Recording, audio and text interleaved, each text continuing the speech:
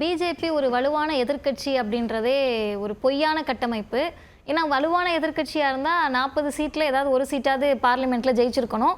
பல இடங்களில் பல தேர்தல்களில் டெபாசிட் கூட வாங்க முடியாதவர்கள் திமுக போன்ற ஒரு 40 சீட்டும் ஜெயிச்சு 2 முறை ரூலிங் பார்ட்டியாக ஒரு 11 தேர்தல்களில் தொடர்ந்து ஜெயிக்கக்கூடிய திமுகவோடு நாங்கள் எதிர்க்கட்சி அப்படின்னு சொல்கிறதே ஒரு பொய்யான கட்டமைப்பு.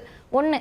ரெண்டாவது, நீங்கள் கேட்டீங்க பெரியார் பற்றி நிறைய விமர்சனங்களை யாருனாலும் முன்வைக்கலாம். விமர்சனங்களுக்கு அப்பாற்பட்டவர் இல்லை பெரியார். ஆனால் அவங்க பேசுகிறப்ப தமிழை பெரியார் காட்டுமிராண்டி மொழின்னு சொன்னதை ஒன்றிய நிதியமைச்சர் அவர்கள் பேரை சொல்ல சங்கடப்பட்டுட்டா இல்லை பயந்துட்டான்னு தெரியல, பேரை சொல்லலை, இப்படி சொன்னாரே அப்படின்னு சொல்லியிருந்தாங்க. அது பெரியார் தான் சொன்னார், அதில் எந்த விதமான மாற்று கருத்துமே இல்லை. அதோடு சேர்த்து இன்னொன்று சொன்னார், அதையும் நான் பதிவு பண்ணிட்டு 2வது கேள்விக்கு போகிறேன். பகுத்தறிவு மொழியாகவும் அறிவியல் மொழியாகவும் இது மாறணும்னாரு. அதுக்கு அடுத்த லைன் ரொம்ப முக்கியம். சமஸ்கிருதத்தின் மூலம் புகுத்த முடியாமல் போன பித்தலாட்ட கருத்துக்களை அதன் வழிமொழியாக இந்தியின் மூலம் புகுத்த முற்படுகிறார்கள்னு சொன்னார். அதையும் நான் சேர்த்து பதிவு பண்ண விரும்புகிறேன்.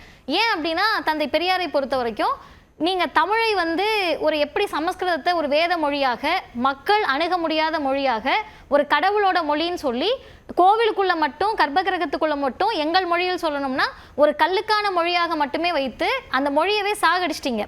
இன்றைக்கு செத்த மொழி சமஸ்கிருதம்ன்ற அளவிற்கு ஆயிடுச்சு. தமிழ் மொழி அப்படி ஆயிடக்கூடாது அப்படின்னு சொந்த அப்பா திட்டுறதுக்கும் ஊரில் போகிறவங்க வரவங்க திட்டுறதுக்கும் வித்தியாசம் இருக்குது. தந்தை பெரியார் அப்படின்றவர் 95 வயசு வரைக்கும் இந்த மக்களுக்காக போராடி தொண்டாற்றியவர் பேசியதற்கும் தமிழுக்கு பெரியார் செய்ததை தனியாக நாங்கள் புத்தகமாகவே திராவிடர் கழகத்தில் ஆசிரியர் வீரமணி அவர்கள் போட்டிருக்காரு. அதனால் நான் இதை ரொம்ப டீட்டெயில்டாக பேச விரும்பலை. ஏன்னா இவங்க நம்ம காசை கேட்கறதுக்காக மடைமாற்றுவதற்காக பெரியார் இழுத்துட்டு இருக்காங்க.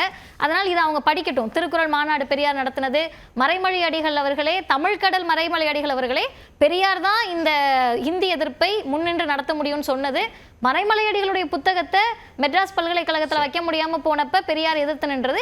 இதெல்லாம் தனி வரலாறு. எனவே இவங்க பெரியாரை ஏன் இழுக்கிறாங்கன்னு கேட்டா, கல்வி நிதியை நம்ம கேட்கிறப்ப அதை மடைமாற்றுவதற்காக. நான் அதுக்குள்ள அடிப்படையில் அவங்க என்ன சொல்றாங்க, தாய்மொழி வழி கல்வியை உறுதி செய்யக்கூடிய ஒரு கல்விக் கொள்கையை நாங்க சொல்றோம், தேசிய கல்விக் கொள்கை அவங்க சொல்றது. அப்ப அதை எதிர்த்த அல்லது தமிழை தாய்மொழியாக கொண்டவர்கள்ட்ட அது காட்டுமிராண்டி மொழின்னு சொன்ன ஒருத்தரை நீங்க வழிபடுறீங்க அல்லது நீங்க கொண்டாடுறீங்க.